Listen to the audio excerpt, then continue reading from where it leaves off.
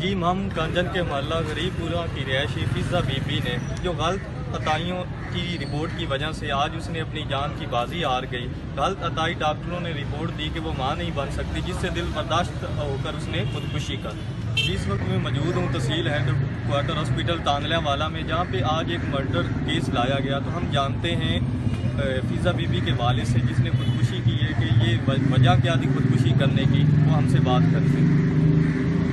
Sir बच्चे वास्ते की है खुदकुशी और कोई तो उसकी वजह क्या थी खुदकुशी करने की, आप बता सकते हैं जो उसने बच्चा नहीं होता, इस वजह तो उन्हें खुदकुशी कर ली। तो ये रिपोर्ट किसने दी थी कि वो मां नहीं बन सकती?